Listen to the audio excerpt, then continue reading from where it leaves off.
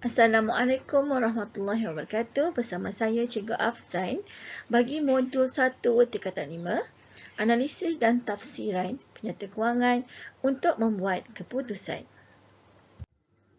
Baiklah murid-murid, dalam modul ini pelajar akan melihat kepada standard kandungan 10.1 analisis penyata kewangan dan perbandingan prestasi.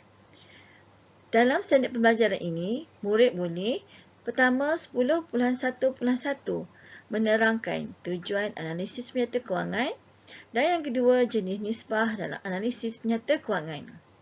Seterusnya, standard pembelajaran 10.1.2 mengira dan mentafsir nisbah keberuntungan, iaitu yang pertama, peratus untung kasar atas kos jualan, iaitu tokokan. Yang kedua, peratus untung kasar atas jualan, iaitu margin untung kasar. Yang ketiga, peratus untung bersih atas jualan, iaitu margin untung bersih. Dan yang keempat, pulangan atas modal. Seterusnya, dalam standard pembelajaran 10.1.3,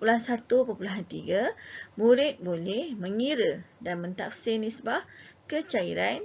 Yang pertama, nisbah semasa. Yang kedua, nisbah hujan asid. Yang seterusnya adalah standard pembelajaran 10.1.4. Murid boleh mengira dan mentafsir nisbah kecekapan. Yang pertama, kadar pusing ganti stok. Yang kedua, tempoh kutipan hutang. Yang ketiga, tempoh pembayaran hutang. Seterusnya, 10.1.5 mengira dan mentafsir setiap nisbah dengan menghubung kaitkan prestasi yang hendak diukur berdasarkan kes. Seterusnya, 10.1.6 membanding prestasi. Pertama, perniagaan bagi tahun perakawanan semasa dan antara tempoh perakawanan.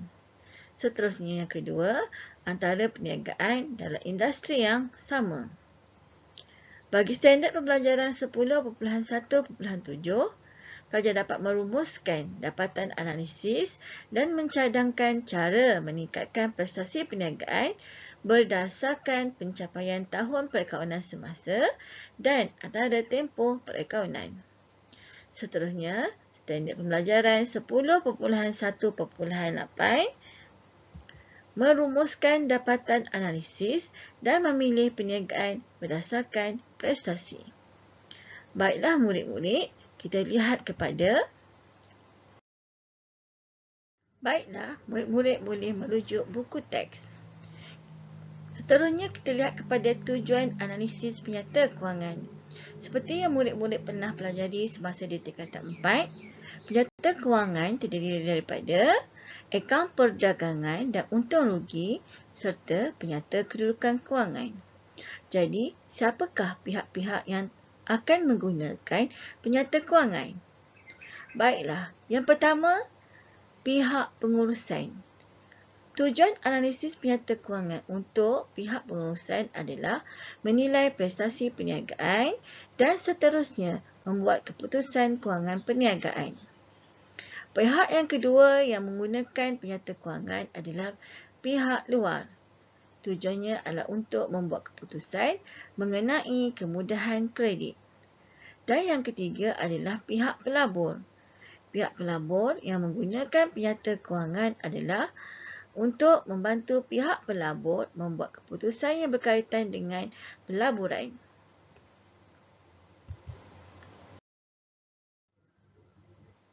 Baiklah murid-murid, kita lihat jenis-jenis nisbah kewangan. Analisis nisbah merupakan satu kaedah untuk menginterpretasikan data-data kewangan yang tertentu dalam penyata kewangan.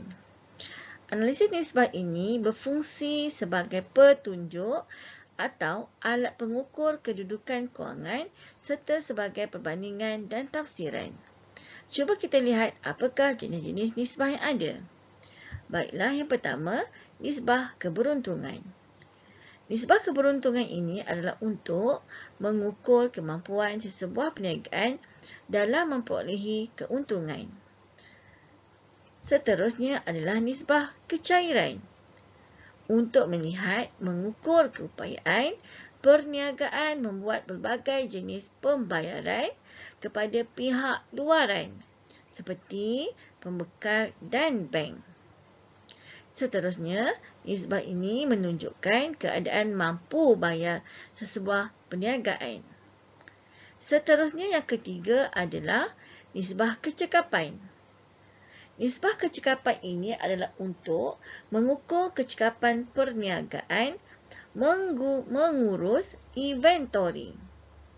Dan yang kedua, mengukur keupayaan perniagaan mengutip dan membayar hutang.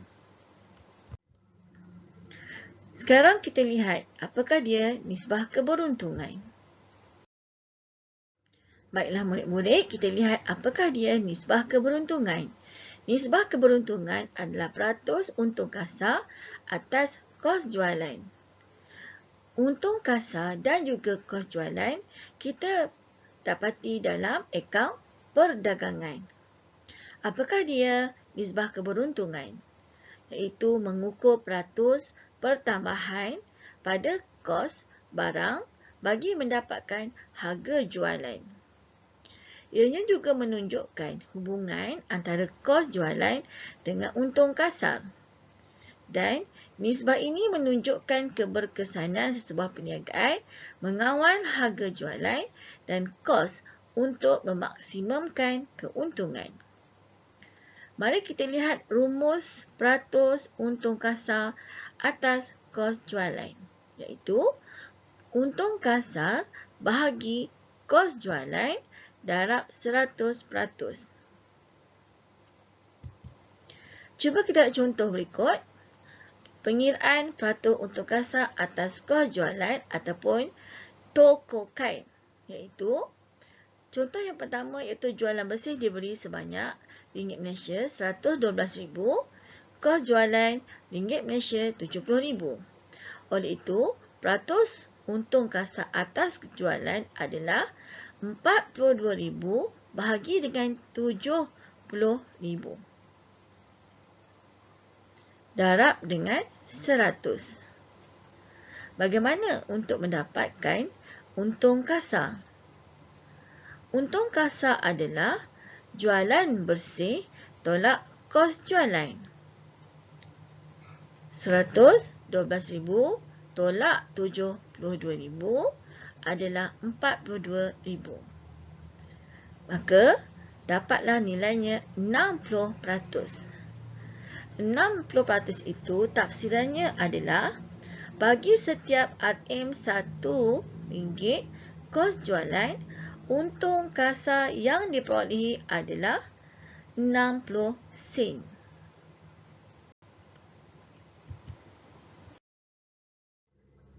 Baiklah murid-murid, kita lihat pula nisbah keberuntungan.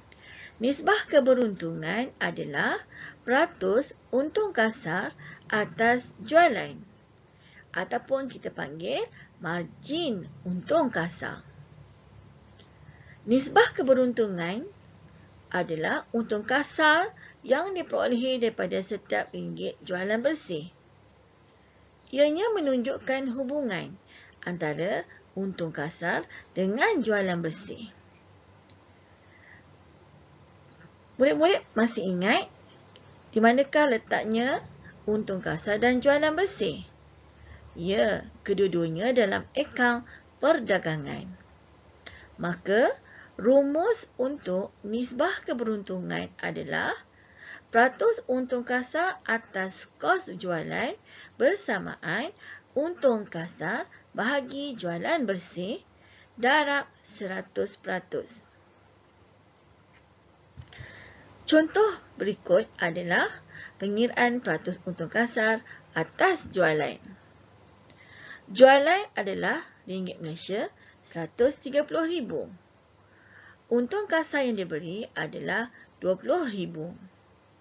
Pulangan jualan pula adalah ringgit Malaysia 30,000.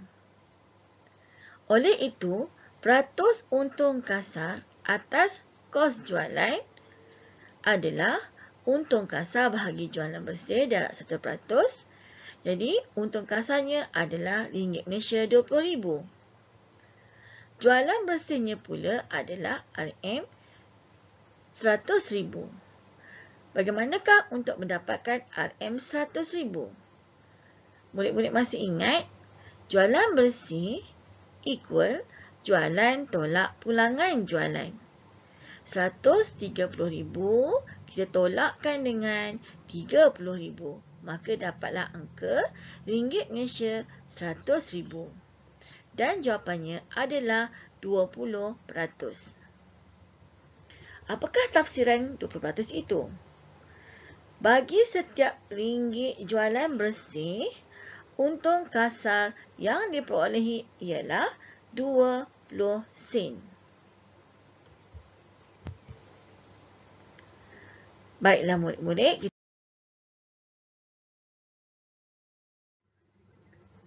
murid-murid, kita lihat kepada nisbah keberuntungan. Nisbah keberuntungan adalah peratus untung bersih atas jualan, iaitu margin untung bersih. Apakah dia nisbah keberuntungan ini? Ianya mengukur untung bersih yang diperolehi bagi setiap ringgit jualan bersih. Ianya juga menunjukkan hubungan antara untung bersih dengan jualan bersih. Murid-murid masih ingat bagaimana untuk mendapatkan untung bersih? Baiklah, untung bersih berada di dalam akaun untung rugi. Dan jualan bersih adalah di dalam akaun perdagangan.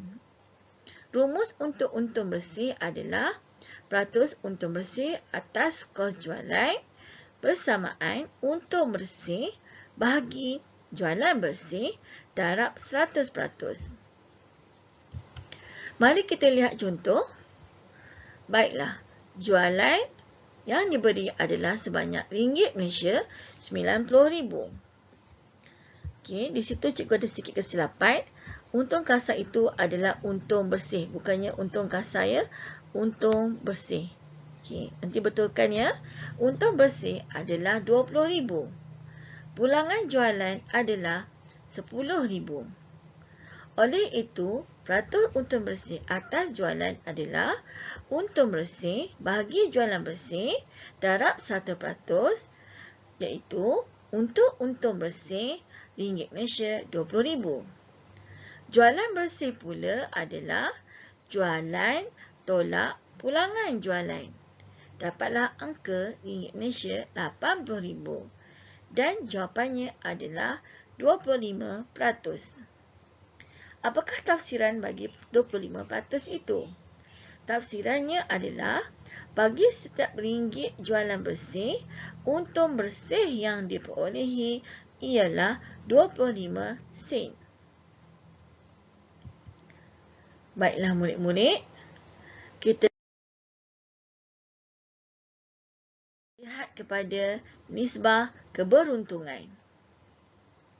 Apakah dia nisbah keberuntungan? Nisbah keberuntungan iaitu pulangan atas modal.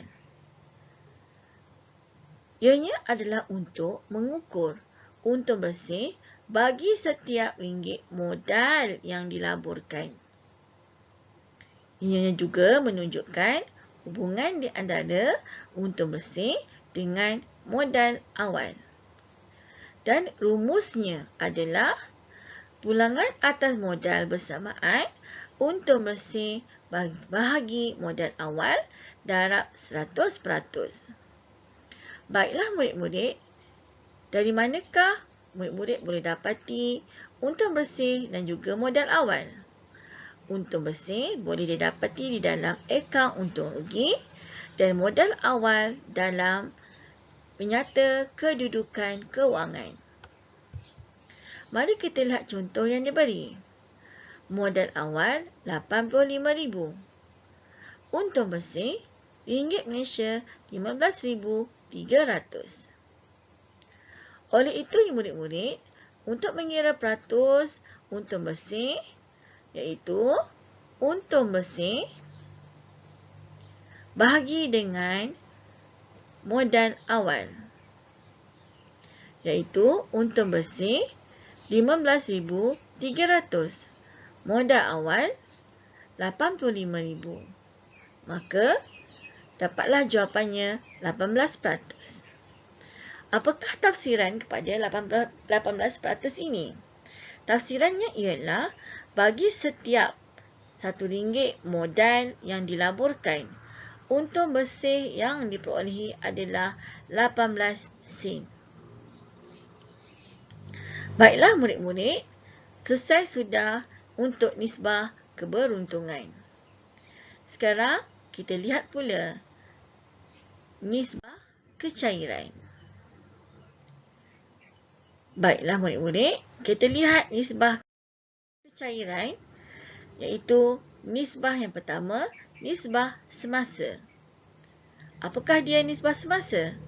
Nisbah semasa mengukur keupayaan sesebuah perniagaan menjelaskan semua liabiliti semasa mengikut masa yang ditetapkan. Ianya juga menunjukkan hubungan di antara aset semasa dengan liabiliti semasa. Baiklah murid-murid, di manakah murid-murid mendapatkan aset semasa dan maklumat tentang liabiliti semasa?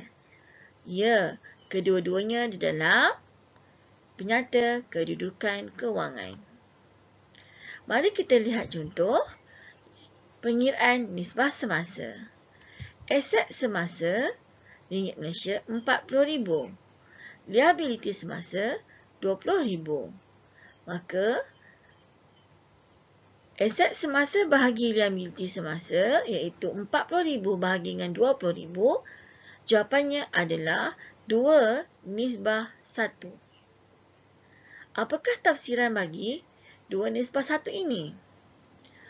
Tafsirannya ialah setiap ringgit Malaysia RM1, liabiliti semasa, perniagaan mempunyai aset semasa sebanyak ringgit Malaysia 2 untuk menjelaskannya. Baiklah murid-murid, kita lihat pula pada nisbah kecairan, nisbah ujian asid. Apakah dia nisbah ujian asid ini? Nisbah ujian asid mengukur keupayaan sesebuah perniagaan untuk membayar hutang jangka pendek dengan cepat atau serta-merta. Ianya menunjukkan hubungan antara aset semasa kecuali inventory akhir dengan liabiliti semasa. Rumus bagi ujian asid adalah aset semasa tolak inventory akhir bahagi liabiliti semasa. Contoh yang diberi adalah aset semasa RM40,000. Liabiliti semasa adalah RM20,000. Aset semasa yang diberi adalah termasuk inventory akhir RM14,000. Maka pengiraannya adalah aset semasa tolak inventory bahagi liabiliti semasa iaitu RM40,000 tolak RM14,000 dan dibahagikan dengan RM20,000. Jawapannya adalah 1.3/1. Maka tafsiran bagi 1.3/1 adalah setiap ringgit Malaysia 1 RM1, liabiliti semasa, perniagaan mempunyai aset semasa sebanyak ringgit Malaysia RM1.30 untuk menjelaskannya tanpa perlu menukar inventory akhir kepada tunai. Tanpa perlu menukarkan inventory akhir kepada tunai. Ini bermaksud perniagaan mampu membayar ringgit Malaysia RM1.30 atas setiap RM1 liabiliti semasa. Seterusnya adalah kita lihat nisbah kecekapan. Baiklah murid-murid, kita lihat kepada nisbah kecekapan. Baiklah murid-murid, kita lihat pada nisbah kecekapan yang pertama, keadaan pusing ganti inventory. Iaitu menghitung kekerapan pusingan inventory dalam setahun, iaitu kekerapan berapa kali kita beli inventory dalam setahun, iaitu barang niaga yang kita beli. Seterusnya, kadar pusing ganti inventory menunjukkan hubungan antara kos jualan dengan inventory biasa. Kekerapan pusing ganti inventory bergantung kepada jenis perniagaan. Contohnya, penjual makanan mempunyai kadar pusing ganti inventory yang lebih tinggi berbanding dengan perniagaan yang tidak melibatkan bahan mentah yang perlu ditukar segera. Maksudnya, kedai makan perlu membeli bahan-bahan mentah setiap hari untuk masak makanan yang hendak dijual. Berbanding dengan kedai runcit, jika kita membuka sebuah kedai runcit, inventory dalam kedai runcit akan dibeli mengikut berapa banyak inventory yang masih ada dalam kedai tersebut. Berbanding dengan kedai makan yang perlu membelinya setiap hari untuk dimasak dan dijual. Baiklah, kita lihat pada rumus untuk kadar pusing ganti inventory. Kadar pusing ganti inventory ini ada kadar pusing ganti inventory dalam bentuk bilangan kali. Berapa kali? Yang kedua, kadar pusing ganti inventory setahun mengikut bilangan hari, iaitu jawapannya mesti dalam hari. Dan yang ketiga, perlu lihat kepada rumus inventory purata kerana dalam pengiraan yang pertama berapa kali dan pengiraan untuk hari, bilangan hari perlu melibatkan inventory purata.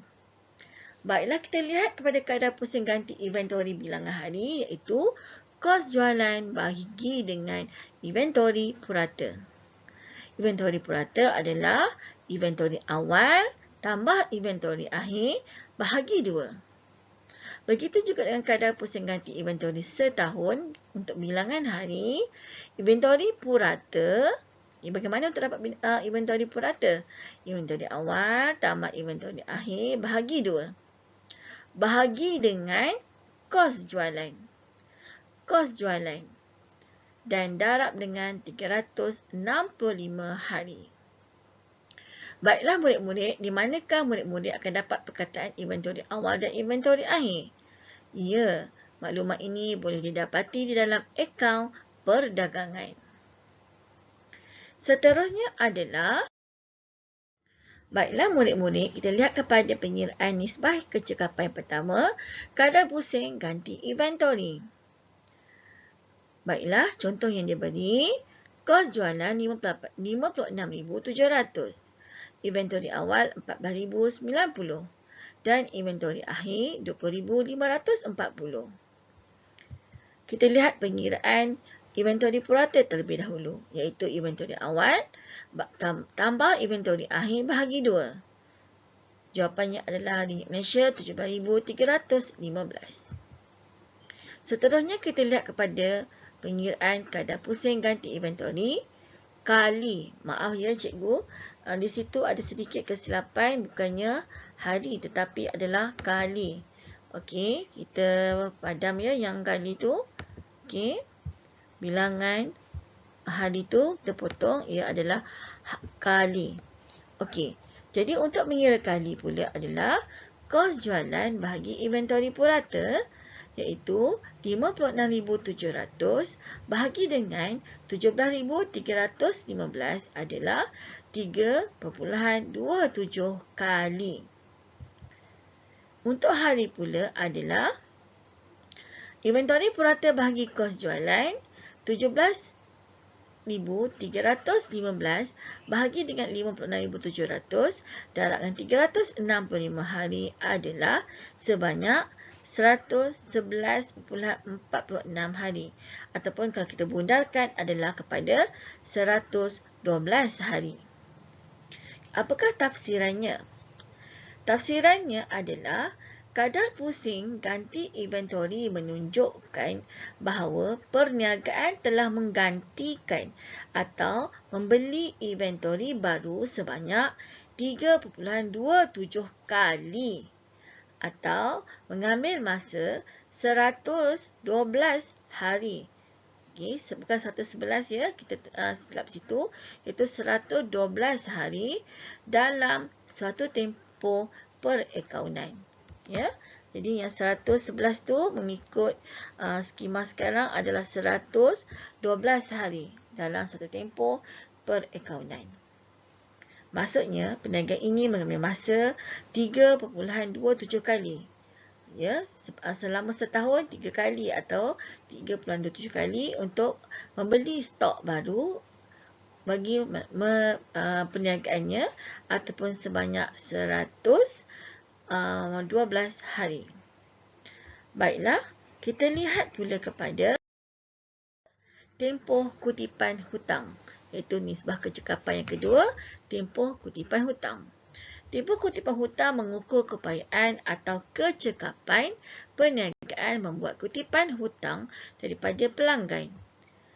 Kutipan hutang daripada pelanggan adalah kutip hutang daripada ABT. Ianya merupakan purata jangka masa yang diambil oleh pelanggan untuk membayar hutang perniagaan. Maka rumusnya adalah akaun belum terima bahagi jualan kredit darab dengan 365 hari. Di manakah murid-murid boleh dapatkan perkataan akaun belum terima? Ya, dalam penyata kedudukan kewangan. Ya, jualan kredit pula adalah jualan yang terdapat dalam akaun perdagangan, iaitu dalam akaun perdagangan tersebut ada perkataan jualan. Jualan itu terdiri daripada jualan tunai tambah dengan jualan kredit. Baiklah murid-murid, kita lihat contoh pengiraan tempoh kutipan hutang, iaitu akaun belum terima diberi sebanyak 12,350 dan jualan kredit diberi sebanyak 150,700. Oleh itu, tempoh kutipan hutang adalah akaun belum terima bahagi jualan kredit darab 365 hari adalah sebanyak 29.91 hari. Jika digunakan adalah selama 30 hari. Apakah tafsirannya? Tafsiran tersebut adalah tempoh kutipan hutang menunjukkan bahawa perniagaan mengambil masa 30 hari untuk mengutip hutang pelanggan. Baiklah murid-murid, kita lihat seterusnya. Nisbah kecekapan tempoh pembayaran hutang. Tempoh pembayaran hutang mengukur keupayaan atau kecekapan perniagaan membuat bayaran hutang kepada pembekal. Maksudnya, kita sebagai sebuah perniagaan akan bayar kepada ABB. Tempoh pembayaran hutang merupakan purata jangka masa yang diambil oleh perniagaan untuk membayar hutang kepada pembekal. Rumusnya adalah akaun belum bayar bahagi belian kredit dan darab dengan 365 hari. Baiklah murid-murid, di manakah kita akan dapatkan maklumat akaun belum bayar? Ya, ianya didapati dalam penyata kedudukan kewangan. Begitu juga dengan belian kredit, ianya maklumat boleh dapati dalam akaun perdagangan belian. Belian adalah terdiri daripada belian tunai tambah dengan belian kredit. Baiklah murid-murid, tengok contoh pengiraan tempoh pembayaran hutang. Akaun belum bayar diberi sebanyak RM Malaysia 10,350 dan jualan kredit sebanyak RM Malaysia 3,670. Oleh itu, tempoh kutipan hutangnya adalah akaun belum bayar bahagi dengan belian kredit dan 365 hari adalah sebanyak 70.39 hari. Ataupun kita bundarkan. Okey, di situ pun kesilapan skema hari ini adalah bundarkan kepada 71 hari. Maka tafsirannya adalah tempoh bayaran hutang menunjukkan bahawa perniagaan mengambil masa 71 hari untuk membayar hutang kepada pembekalnya.